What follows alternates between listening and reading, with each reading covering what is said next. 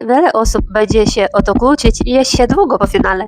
Znowu pokręcił swoją dupkę. Nie, no to jest bardzo dla mnie niedoceniony kraj w tym roku. Ja w ogóle nie chciałam jego widzieć w finale. I zabrała miejsce komuś, kto był po prostu bardziej utalentowany. Hej wszystkim! Witam Was na kanale Beauty of Warsaw. Z tej strony Svetlana. I właśnie skończył się drugi półfinał Eurowizji. I powiem Wam szczerze, mam po nim totalny mielpik w głowie. I jak to mówi, Eurovision is beginning, chaos is loading. Były występy, które naprawdę dały mi ciarki, ale był też jeden moment, po którym siedziałam dosłownie w szoku. I o nim opowiem Wam trochę później. Bo serio, mam wrażenie, że wiele osób będzie się o to kłócić jeszcze długo po finale.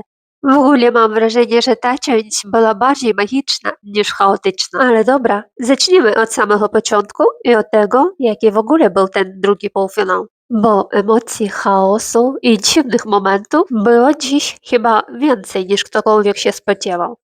No i prowadzący Swarowski i Ostrowski. Serio, internet już chyba zrobił z nich memy szybciej niż skończył się półfinał. Szczególnie z Ostrowskiego. Czasami miałam wrażenie, że oglądam bardziej poranny show niż to, co powinno być głównym wydarzeniem. No bez żartów.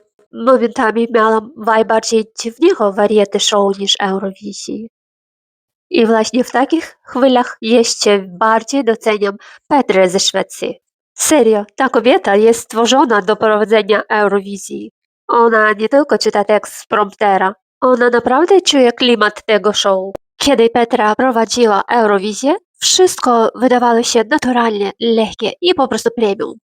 A tutaj, no nie będzie kłamać, w kilka momentów było tak awkward, że aż robiło mi się niezręcznie przed ekranem. I jeszcze jedna rzecz, która totalnie mnie nie przekonała. Wizytówki przed występami. Jeśli mam być szczera, wyglądali bardzo tanio. Nie czułam, żeby produkcja naprawdę próbowała pokazać charakter albo wyjątkowość tych artystów. A przecież takie detale też budują klimat całego show. Dobra, bez zbędnego przedłużania przejdziemy do występów, bo o kilku rzeczach naprawdę musimy pogadać. No i dobra, Bułgaria, Bangaranga. Naprawdę dobrze otworzyła drugi półfinał.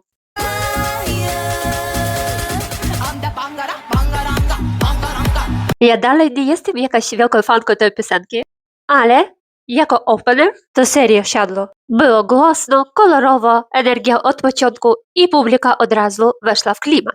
I totalnie miałam flashbacki do Mołdawii z pierwszego półfinału. Tam też był taki moment BAM! I cała sala nagle żyła. I tutaj było dokładnie to samo. I najważniejsze, ja praktycznie nie słyszałam różnicy między studyjną wersją i live'em. Oni naprawdę dowieźli ten występ i zrobili dokładnie to samo, co mieli zrobić. No a ten końcowy wokal, ej, skąd to się nagle wzięło? Nagle zrobiło się trochę bardziej mrocznie, magicznie i ta piosenka dostała kompletnie inny vibe. No i umówmy się, awans do finału był mega przewidywalny. Dla mnie to żadna niespodzianka, bo ten występ po prostu brzmiał jak finał od samego początku. No numer 2, Azerbejdżan, Dziwa. Go, I don't like you anymore. Jaka to nuda. Matko, no dramat. Ta piosenka brzmi dla mnie bardzo staro. Totalnie nie klimacie Eurowizji 2026. Ten Go był dla mnie jakoś za spokojny, za grzeczny, zero emocji, zero złości, które tam powinny być. To powinien być moment odcięcia, a nie jakieś delikatnie wypowiedzenie słowa. No i jeszcze jeden moment. Po Rumunii, która zrobiła totalny boom na otwarciu, tutaj energia po prostu siadła od pierwszej sekundy. Dla mnie od początku to nie pachniało finałem i nawet nie chcę tu się bardzo nad tym rozwodzić. To lecimy dalej. To Rumunia, Choke Me. No dobra, oni przyszli tu zrobić imprezę od pierwszej sekundy. Ja dalej nie jestem wielką fanką tej piosenki, ale wokalne ona zaśpiewała to właściwie bardzo podobnie do wersji studyjnej. Tutaj nie ma dużej różnicy. Jedyna rzecz, na której się spotknęłam, to ten końcowy refren i ten wysoki dźwięk, który ona ciągnie na końcu. I mam wrażenie, że on był jakieś, czyli 2 razy krótszy niż w oryginale. Ale teraz sprawdzimy, jak to brzmi.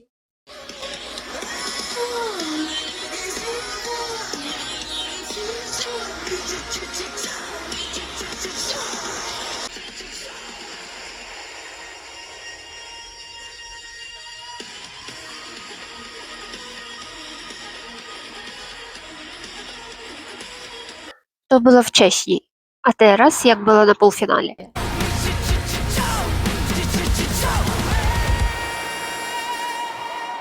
Słyszeliście to? Podzieliłam ten wysoki dźwięk na 2 krótsze części. No i jak wam się wydaje, która wersja lepsza? Ja wolę zdecydowanie ten pierwszy wariant. Myślę, wy też tak możecie mieć. Napiszcie w komentarzach. Chyba może ona po prostu oszczędza siły na finał.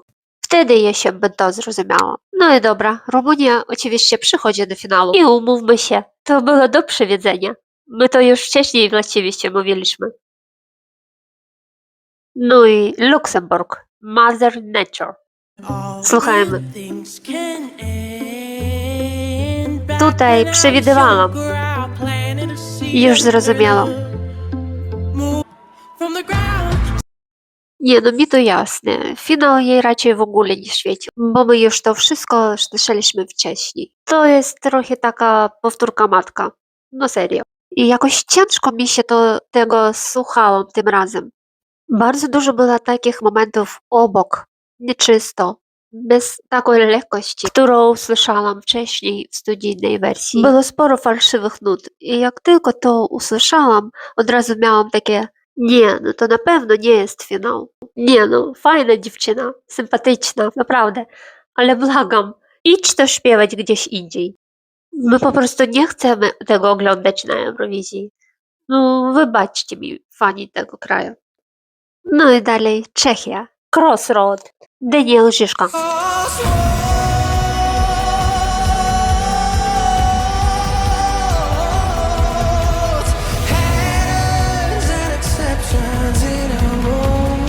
Jakiś kosmos.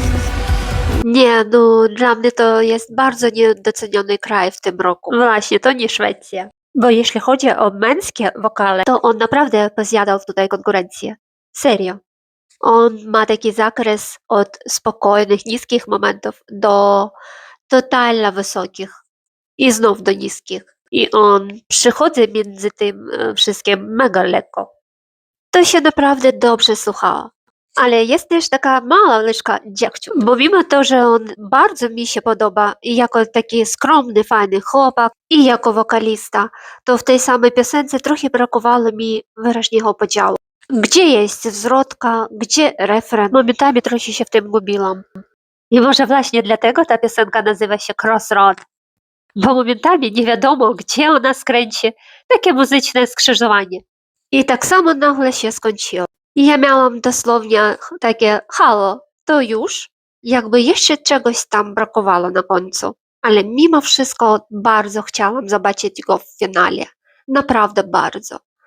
I jak widzieliście w mojej surowej reakcji, którą wrzuciłam dziś w nocy, on jednak przeszedł dalej i ja się z tego mega cieszę.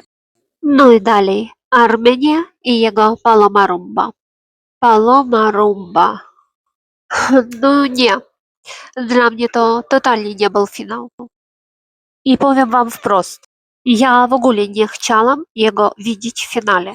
I nawet nie mam się za bardzo do czego przyczepić w samej piosence. Po prostu ona mnie kompletnie nie interesuje. Ten wykonawca też mnie nie interesuje. I teraz mówię już totalnie swoje subiektywne opinie, no ale jak zawsze. Dla mnie problem jest też taki, że ona wspiera kraj agresora Rosję. I ja po prostu nie chcę oglądać takich ludzi w finale. Mówię to otwarcie, mówię to uczciwie i lecimy dalej. Numer 7. Weronika Fusara, Szwajcaria. Your pretty green eyes are magic. My precious price. I've studied your face, the way you behave. Can I spill my secrets to you? No naprawdę świetna piosenka. Nawet w półfinale jeszcze bardziej się otworzyła niż to, co słyszałam wcześniej. Bardzo charakterystyczne brzmienie, takie firmowe, naprawdę dobre. Na pewno będę do niej wracać, już mam ją w playliście. Słuchało mi się tego mega przyjemnie, serio, dla mnie to totalny hit. I trochę szkoda, że nie przeszła dalej, ale miałam takie przeczucie, że może jej zabraknąć, bo to nie do końca jest klasyczny format Eurowizji. Eurowizja jednak częściej wybiera trochę inne piosenki.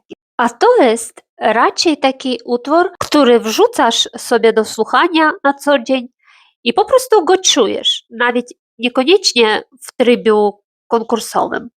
Także respekt dla Weroniki Fusaro i lecimy dalej. Numer 8. Dżala. I siadajcie, bo teraz będzie bardzo poważna rozmowa z tej Antygonii.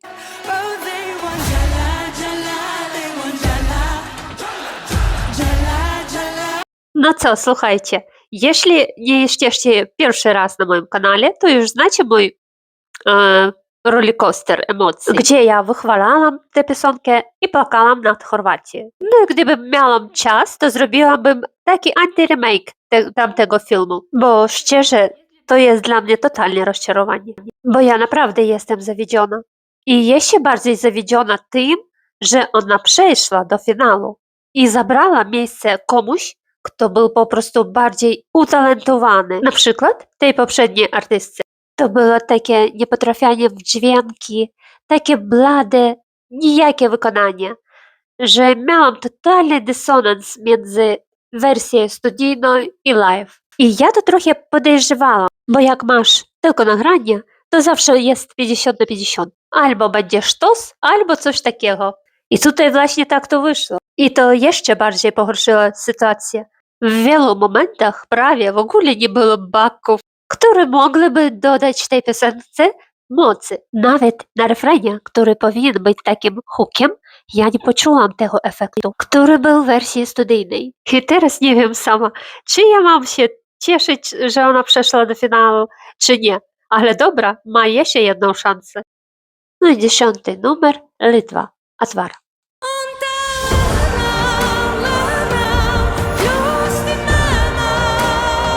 Atwara jakby prosto z fabryki szkła. Serio, w tym występie było tyle skla, jak chyba w połowie tegorocznej Eurowizji. No i co zostało?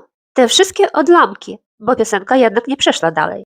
A szkoda, bo wokal był naprawdę dobry, artystka świetna, ale sama piosenka, no niestety taka trochę nudna, samotna i jeszcze raz nudna. Chociaż osobiście bardzo mi się podoba. To jest taki numer, którego po prostu przyjemnie się słucha. Także Lotwo, dziękujemy Wam za świetną artystkę, ale do widzenia.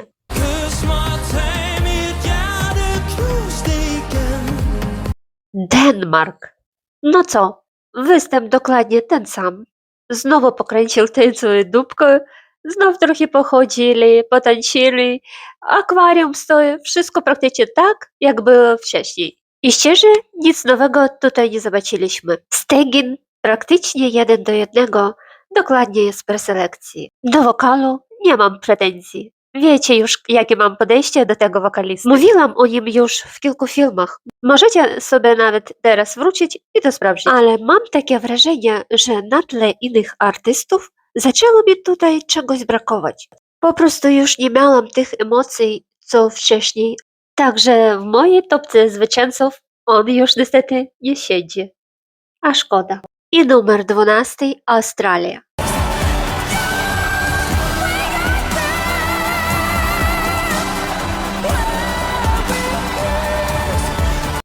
No wow!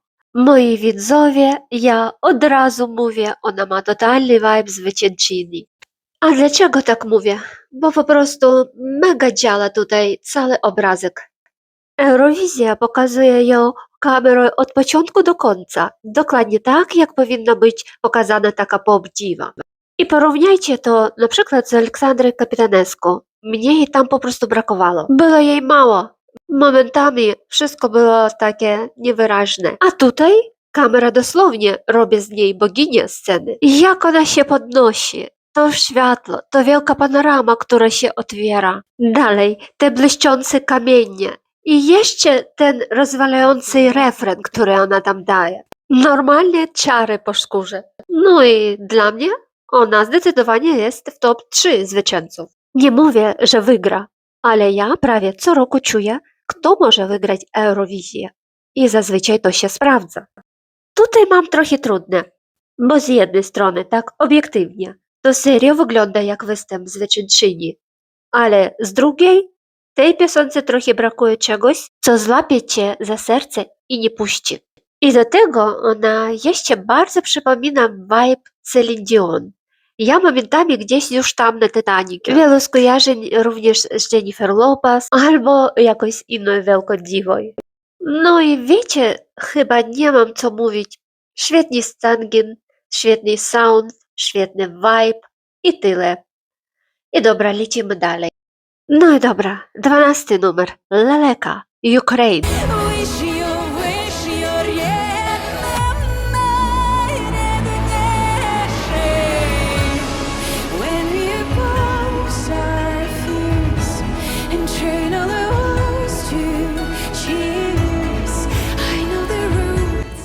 No myślę, że oczywiście ona totalnie zawładnęła moim sercem i nie chciała puścić. I ja nie wiem, ona śpiewała z takim bólem, z takimi emocjami. Naprawdę nie mam pojęcia, jak ona potrafi to aż tak przekazać. I miałam wrażenie, że tym razem była jeszcze bardziej smutna niż wcześniej. Może dlatego, że dzień wcześniej Kijów został brutalnie ostrzelany. No i ludzie, po tym występie podzielili się na dwie grupy. Jedni mówią, że wzięła te wysokie nuty, drugie, że jednak nie do końca. Ale znowu, my wszyscy chyba rozumiemy, jakie to jest trudne. Nawet Jamala kiedyś mówiła, że przed swoim występem praktycznie w ogóle się nie odzywała. Nie dawała wywiadów, żeby zebrać siły i nie zmęczyć głosu. A tutaj ci biedni artyści mają codziennie taki hardcore. Wywiady, próby, eventy, turkusowane dywany. Przecież jeszcze wczoraj był Jury Show do tego półfinału, a dziś normalny półfinał dla widzów. Ona praktycznie codziennie daje maksymalne obciążenie głosowi. A przy takiej nucie, która trwa prawie 30 sekund, to jest naprawdę krytyczne. Dlatego nie wiem, może ona sprytnie zaczęła tę nutę później, żeby oszczędzić siły na finał. I jeśli tak było, to nawet to rozumiem. Także trzymamy kciuki za Leleko. I serio, ja się popłakałam na tym występie. No i dobra, lecimy dalej. Albania. Albania z mamą.